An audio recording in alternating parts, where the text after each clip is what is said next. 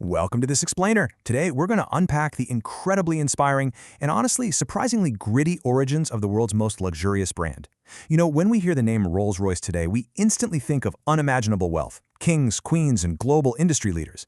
But what we're exploring here is a story that goes way beyond leather seats and shiny silver hood ornaments. It's really a story about incredible human resilience. Right, let's dive straight into this massive contradiction. Because the Rolls-Royce we all know today was actually born out of absolute desperation and childhood poverty. I mean, it's almost hard to believe that the ultimate, universal symbol of success was started by a young boy whose entire childhood was spent doing grueling child labor just to survive.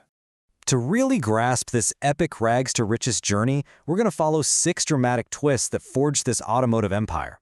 From extreme poverty to the birth of the brand, navigating the Silver Ghost era, pushing through some really intense personal tragedy, pivoting completely during World War I, and finally cementing that legacy of ultimate luxury.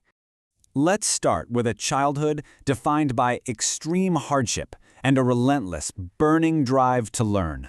Section 1. From Poverty to Engineering. The Early Struggles of Henry Royce. Henry Royce's rapid ascent is absolutely brilliant. He was born into a family that lost literally everything when he was just 4 years old, so the struggle started super early. By 1872, when he was only 9, his father passed away.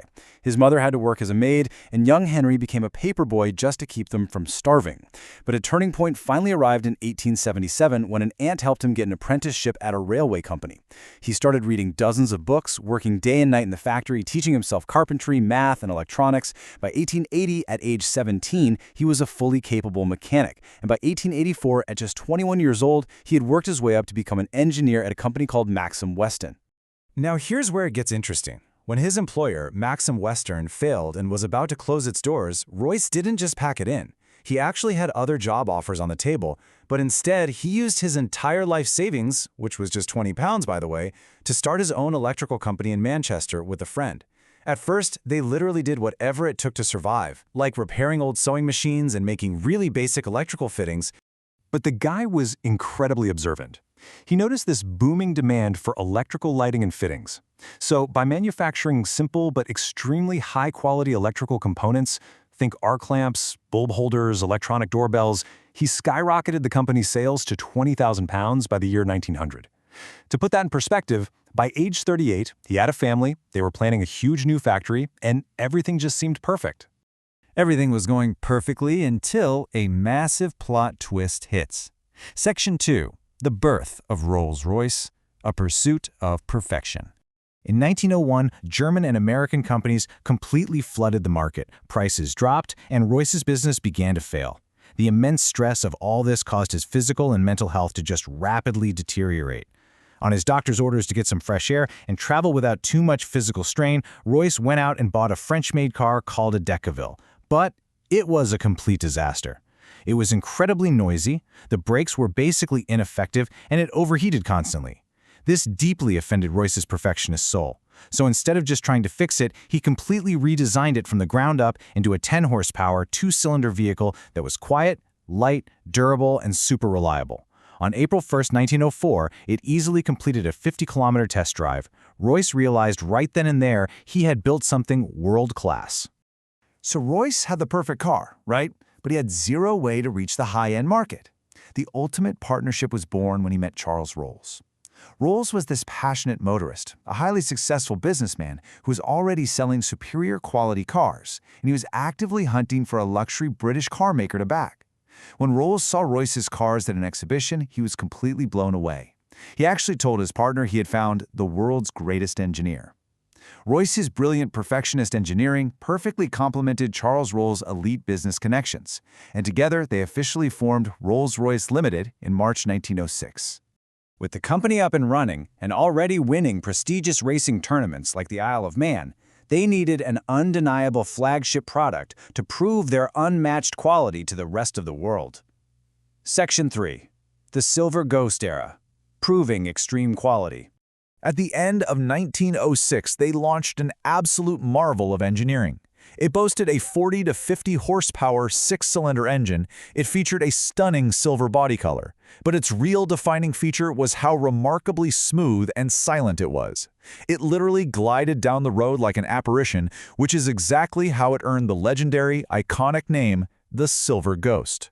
To market this thing, Charles Rawls and the team pulled off some absurdly rigorous tests. First, they drove the Silver Ghost continuously, day and night, including Sundays, for 2.5 months until they hit an astonishing 24,000 kilometers, without a single issue. But step 2 is for sure my absolute favorite, the whisper test.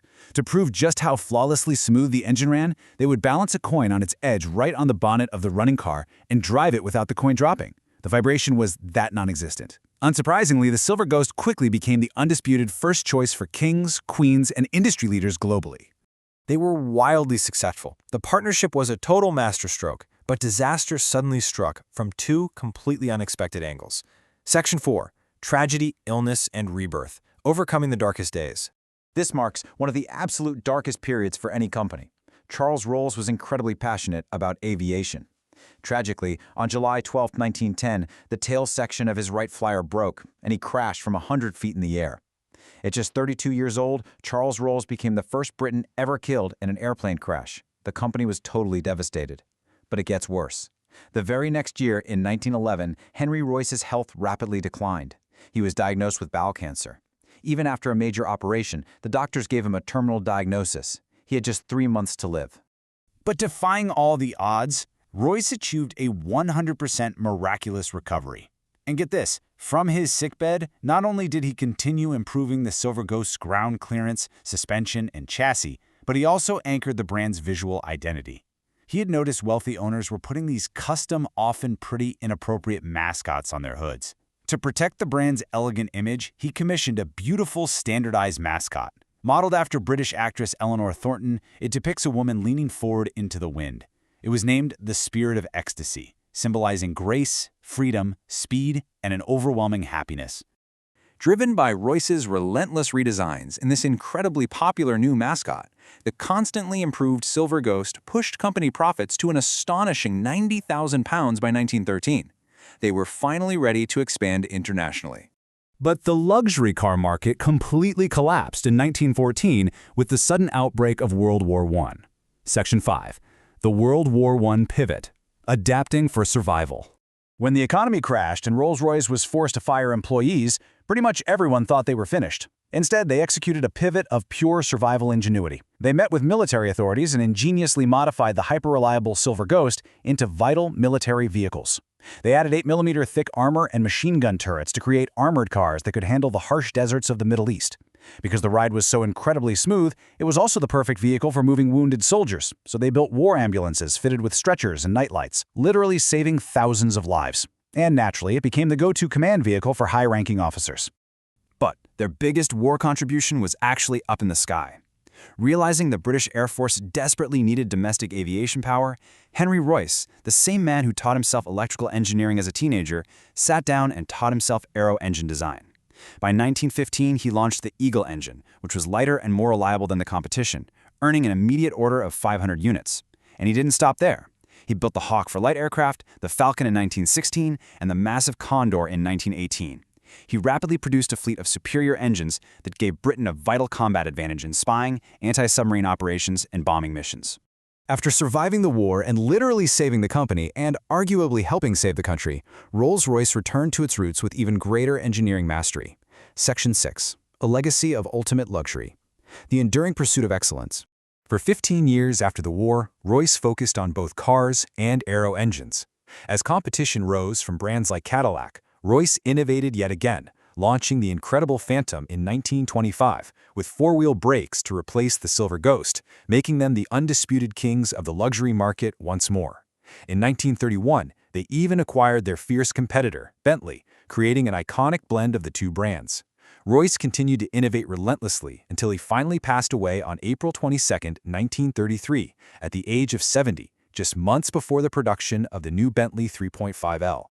Despite some financial difficulties in the 1960s that ended up splitting their aviation and automobile divisions, the legendary name survived.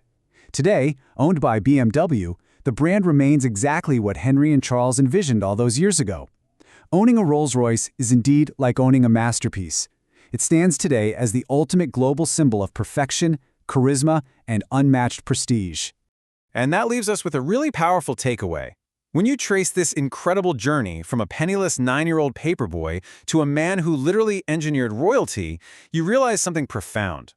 True luxury isn't just about wealth. It's born from relentless perfection, serious grit, and incredible perseverance in the face of failure, illness, and even war.